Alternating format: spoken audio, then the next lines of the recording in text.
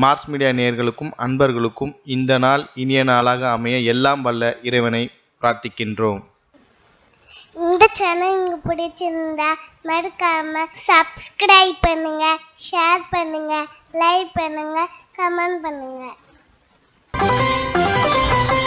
எனதருமை மீனராசி நேர்களே, இந்த அருமையான பதிவில் நம்ம என்ன பார்க்க போறோம் அப்படின்னா, நிகழும் மங்களகரமான குரோதி வருடம் மார்கழி மாத ராசி பலன். இந்த மார்கழி மாதம் மாற்றம் தரும் மாதமா, இல்ல கவனமாக இருக்க வேண்டிய மாதமா, பரிகாரமா என்ன பண்ணினா ரொம்ப விசேஷம் அப்படிங்கிறத பத்தி நம்ம இப்ப தெளிவா பார்க்க போறோம்.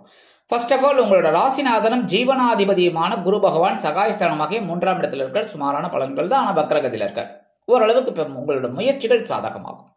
உடன்பிறப்புகளின் வழியில் சில மன கிளேசங்கள் இருக்கலாம், கவனம் அவசியம். அரசியல்வாதிகள் பொறுப்புணர்ந்து பேச வேண்டும். இருந்தாலும் குருவோட பார்வைன்னு பதில்னா 5ஆம் பார்வை உங்களோட களத்திர ஸ்தானத்தை பார்க்கிறார். கணவன் மனைவிக்கு எவ்வளவு அபிப்பிராய பேதங்கள் இருந்தாலும் குடும்ப ஒற்றுமை அருமையாக இருக்கும், விட்டு கொடுத்து செல்வீர்கள். அடுத்தபடி 7ஆம் பார்வை உங்களோட பாக்கியஸ்தானத்தை பார்க்கிறார். தந்தையார் வழி உறவினர்கள் ஆதரவாக இருப்பார்கள். பிதுரார்ஜித சொத்துக்கள் உங்கள் கைக்கு வந்து சேரலாம்.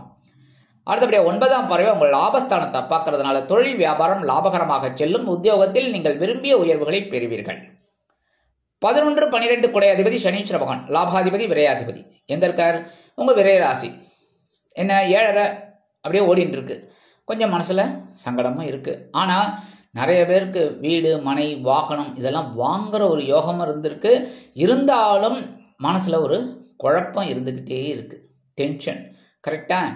ஆனாலும் உங்களுக்கு ஒரு சந்தோஷம் இருக்கு. குடும்பத்துல எதிர்பாராத சில நன்மைகளும் உண்டாகும், எதிர்பாராத சில செலவுகளும் உண்டாகும். அதேமாரி எந்த ஒரு விஷயத்தையும் திட்டமிட்டு செயல்படுத்துவது கடினமாக இருக்கும். கரெக்டா? இப்படி ஒரு பிளான் பண்ணீங்கன்னா அது ஒன்று நடக்கும். நீங்களே சொல்லுவீங்க, நாம் ஒன்று நினைக்க தெய்வம் ஒன்று நினைக்கிறதே அப்படின்னு. அந்த மாதிரி இருக்கு. ஆனாலும் பொறுமையா நீங்க யோசிச்சு ஒரு திட்டம் போட்டு செஞ்சீங்க அப்படின்னா கண்டிப்பா வெற்றிகள் உங்களை தேடி வரும். 2, 9 குடை அதிபதி செவ்வாய் பகவான். அதாவது இந்த செவ்வாய் பகவான் உங்களுக்கு யாருன்னு பார்த்தீங்கன்னா தனவாக்கு குடும்பஸ்தானாதிபதி, பாக்கியாதிபதி.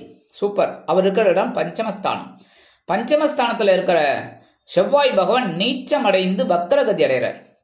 எப்பவுமே ஓரளவுக்கு நீச்சமடைந்த கிரகம் வக்கரம் அடைஞ்சா ஓரளவுக்கு நன்மைகளை கொடுக்கும்னாலும் கவனமா இருக்கிறது நல்லது குழந்தைகள் விஷயத்துல. அதே மாதிரி ஆன்மீக பயணங்கள் உங்களுக்கு அற்புதமாக இருக்கும். குலதெய்வ பிரார்த்தனைகளை நிகழ்த்தி மகிழ்வீர்கள். தனவரவு தாமதப்பட்டாலும் உங்கள் கைக்கு வந்து சேரும். தொழில் வியாபாரத்தில் லாபம் உண்டாகும். உத்தியோகத்தில் நீங்கள் கடுமையாக உழைத்தால் அதற்குண்டான உயர்வுகள் ஆட்டோமேட்டிக்கா உங்களுக்கு வரும். அதே மாதிரி சீருடை பணியாளர்களாகிய காவல், இராணுவம், தீயணைப்புத்துறை, மருத்துவத்துறையில் வேலை பார்க்கும் அன்பர்களுக்கு எதிர்பார்க்கும் இடமாற்றம், பதவி மாற்றம், பதவி உயர்வு, சம்பள உயர்வு சற்று காலதாமதமாகி பிறகு அருமையாக நிறைவேறும். அடுத்தபடியா 4, 7 குடை அதிபதி புத பகவான் பாக்கிய சாதனத்தில் இருக்க ரொம்ப அற்புதம். ஏன்னா இவரது சுகாதிபதி களத்திராதிபதி. வாழ்க்கை துணை மூலமாக உங்களுக்கு ஒரு சந்தோஷம் இருக்கும். ரொம்ப நாளா இல்ல, கரெக்டா? இப்ப கிடைக்கும். அதேமாதிரி தந்தையார் ஆதரவா இருப்பாங்க, உறவினர்கள் ஆதரவா இருப்பாங்க. வெளியூர் அல்லது வெளிநாட்டு பயணங்கள் உங்களுக்கு அற்புதமாக நிறைவேறும். 1/1/2025 முதல் இந்த புத பகவான் எங்க வரப்போறாருன்னு பார்த்தீங்கன்னா ஜீவன ராசியில் சூரியனுடன் இணைந்து புதாதித்ய கொடுப்பார். புதாதித்ய யோகத்தை கொடுக்க போறார். என்ன அப்படின்னா ஜீவனம் அப்படின்னாலே 10ஆம் இடத்துல உங்களுக்கு கொஞ்சம் பரபரப்பை கொடுப்பார். உத்தியோகத்துல ஒரு உயர்வை கொடுக்கணுங்கிறதுக்காகவே வேலை பலுவை கொடுப்பார். ஏன்னா அறிவு காரகன், அறிவை வச்சு சம்பாதிக்கணும். சரியா? அடுத்தபடி தொழில் வியாபாரத்துல அதேதான். கல்வி பயிலும் மாணவ மாணவிகள் கல்வியில் அற்புதமான ஒரு அசுர வளர்ச்சியை காண்பார்கள். ரொம்ப நல்லா படிப்பாங்க. சாதாரணமா படிக்கிற குழந்தைகளோட நல்லா படிக்கும்.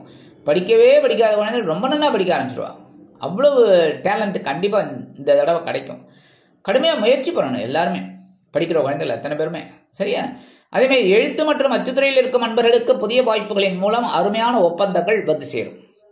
3, 8 குடை அதிபதி சுக்கிர பகவான், சகாயாதிபதி, அஷ்டமாதிபதி எங்க இருக்காருன்னு பார்த்தீங்கன்னா லாபஸ்தானத்தில் இருக்கார். அற்புதம். லாபங்கள் வந்த வண்ணமாகவே இருக்கும். உத்தியோகத்தில் தொழில் வியாபாரத்தில் உடன்பிறப்புகள் அனுகூலமாக இருப்பார்கள். அவர்கள் மூலமாக இருந்து வந்த சில மனக்கிலேசங்கள் சற்று மறையும். உடல் ஆரோக்கியம் சிறப்படையும். மனதில் ஒருவித சந்தோஷம் குடிகொள்ளும். 30/12/2024 முதல் இந்த சுக்கிர பகவான் எங்க வரப்போறாருன்னு பார்த்தீங்கன்னா அயனசேன போகஸ்தானமாக விரயஸ்தானத்துக்கு வந்துடுறார். விரயஸ்தானத்துக்கு வந்தோடனே செலவுகள் சுப செலவுகளாக வந்து சேரும். நீண்ட நாளாக தடைபட்டு கொண்டிருந்த சுபகாரிய நிகழ்ச்சிகள் அருமையாக நிறைவேறும்.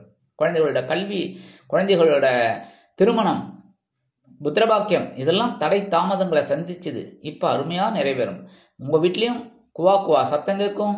அதே சமயம் கல்யாணமாகல குழந்தைகளுக்கெல்லாம் கல்யாண யோகம் ஆட்டோமேட்டிக்காக வந்துடும். அடுத்தபடியாக பகைருண ரோகாதிபதி சூரிய பகவான் ஜீவனஸ்தானத்தில் இருக்கார். திக்பலம் 10ஆம் இடத்துல சூரியன் இருக்கிறது ரொம்ப விசேஷம். 3, 6, 10, 11 இருந்தா அடி தூள் கலப்ப போறீங்க. உத்தியோகத்தில் பரபரப்பாக இருப்பீங்க. சிறப்புகள். தொழில் வியாபாரத்தில் சுறுசுறுப்பாக இருப்பீங்க. அற்புதம். எடுக்கிற காரியங்கள்லாம் அற்புதமாக இருக்கும். அதேமாரி உத்தியோகத்தில் இருந்து வந்த மறைமுக எதிர்ப்புகள் விலகும். அதேமாதிரி நீங்கள் எடுக்கிற காரியங்கள்லாம் சிறப்பாக இருக்கும். சில பேருக்கு வீடு மனை வாகனம் வாங்கக்கூடிய ஒரு யோகம் உண்டாகும். மனதில் ஒரு சந்தோஷம் இருக்கும். நீண்ட நாள் மனக்கிலேசம் குறையும். அடுத்தபடியாக சாயா கிரகம் என்று அழைக்கப்படக்கூடிய ராகு பகவான் ஜென்மராசியில் இருக்கார். கேது பகவான் ஞானக்காரகன் களத்திரஸ்தானமாக 7ஆம் இடத்துல இருக்கார். என்ன ஒரு கொஞ்சம் கவனமாக இருக்கணும். ஏன்னா ஜென்மராசியில் ராகு பிரம்மாண்டத்தை கொடுப்பார் அப்படின்னாலும் சில நேரங்களில் சில மனக்குழப்பங்களை மனக்கிலேசங்களை கொடுக்கலாம். அதான் நான் சொன்னேன். ஏன்னா சனீஸ்வர பகவான் விரைராசியில் இருக்கிறது ரொம்ப விசேஷம்தான், இல்லைன்னுலாம் சொல்ல முடியாது. ஏன்னா நிறைய பேருக்கு வீடு மனை இதெல்லாம் கிடைச்சிடும், வாகனம் கூட வாங்கிடுவீங்க புதுசாக. ஆனால் சில நேரங்களில் சில மனக்குழப்பங்கள் எதனால வருது? இந்த ராகு பகவான் ஜென்மராசியில் உட்காந்துட்டு உங்களை குழப்பின்னு இருக்கார். வாங்கலாமா? ஏன்னா கேது பகவான் 7ஆம் இடத்துல இருந்துட்டு உங்கள் ஜென்மராசியை பார்த்துட்டு இருக்கார். அதனால தான் உங்களுக்கு குழப்பம். பொறுமையாக இருங்க. எல்லா விதத்திலும் உங்களுக்கு முன்னேற்றம் வந்து சேரும். வெளியூர் அல்லது வெளிநாடு போய் படிக்கணும், உத்தியோகம் பார்க்கணும்னு நினைக்கிற குழந்தைகளுக்கெல்லாம் ஒரு அற்புதமான ஒரு சூழ்நிலை சற்று காலதாமதமாக்கி அருமையாக நிறைவேறும். அடுத்தபடியா பரிகாரமாக என்ன பண்ணினா ரொம்ப விசேஷம். முருகப்பெருமான் வழிபாடு. செவ்வாய் பகவான் உங்களுக்கு பஞ்சமஸ்தானத்தில் நீச்சமடைந்து வக்கரமடைந்து இருக்கார். ஸோ எம்பெருமான் முருகப்பெருமானை செவ்வரளி மாலை கொண்டு நெய் தீபம் ஏற்றி செவ்வாய்க்கிழமை வழிபாடு பண்ணுறது ரொம்ப விசேஷம். அடுத்தபடியா நவ கிரகங்களில் உள்ள குரு பகவானை வியாழக்கிழமைகளில் குரு பகவான் காயத்ரி சொல்லி வழிபாடு செய்வது உச்சிதம். ஓம் ரிஷபத்வஜாய வித்மகே கிருணிஹஸ்தாய தீமகி தன்னோ குரு பிரச்சோதயாத். அடுத்தபடியா நவ கிரகங்களில் உள்ள சனீஸ்வர பகவான் ஆயுள்காரகன் என்று அழைக்கப்படக்கூடிய சனீஸ்வர பகவான் உங்களுக்கு லாபாதிபதி விரையாதிபதி. அந்த சனீஸ்வர பகவானுக்கு சனிக்கிழமைகளில் எல் தீபமேற்றி சனி பகவான் காயத்ரி சொல்றது ரொம்ப விசேஷம். ஓம் காகத்வஜாய வித்மகே கட்கஹஸ்தாய தீமகி தன்னோ மந்த பிரச்சோதயாத். அடுத்தபடியா எப்போவுமே நான் சொல்றது தான், நீங்கள் கோவிச்சுக்க கூடாது. சரியா? புற்றுக்கோயில் கண்டிப்பாக போயிட்டு வரோம். நீங்கள் போய் பாருங்களேன், உங்களுக்கே மனசில் ஒரு கவலைகள், குறைகள், கிளேசங்கள், சங்கடங்கள் எல்லாமே கொஞ்சம் குறையும். அதற்குண்டான ஒரு தீர்வு கண்டிப்பாக கிடைக்கும். அதனால செவ்வாய்க்கிழமை, வெள்ளிக்கிழமை, ஞாயிற்றுக்கிழமை 3 நாள் போங்க. போக முடியல அப்படிங்கிற பட்சத்தில் ஒரு நாள் கண்டிப்பாக போயிட்டு வாங்கோ. வாரத்துக்கு ஒரு நாள் போயிட்டு வர்றது ரொம்ப விசேஷமான பலன்கள் உங்களுக்கு கண்டிப்பாக கொடுக்கும். ஆக இந்த சிறு பரிகாரத்தின் மூலம் மார்கழி மாதம் மாற்றம் தரும், முன்னேற்றத்தை அள்ளித்தரும் மாதமாக அமையும் என்று கூறி விடைபெறுகிறேன். நன்றி, வணக்கம். மீண்டும் ஒரு அருமையான பதிவில் நான் உங்களை மனமகிழ்ச்சியோடு சந்திக்கிறேன். வாழ்த்துக்கள். வாழ்க வளமுடன். இந்த சேனல் உங்களுக்கு பிடிச்சிருந்தா மறக்காம சப்ஸ்கிரைப் பண்ணுங்க, லைக் பண்ணுங்க, ஷேர் பண்ணுங்க.